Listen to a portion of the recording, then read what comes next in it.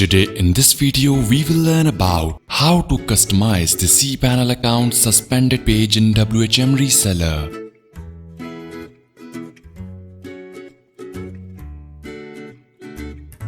For that, log into WHM and then go to Account Functions.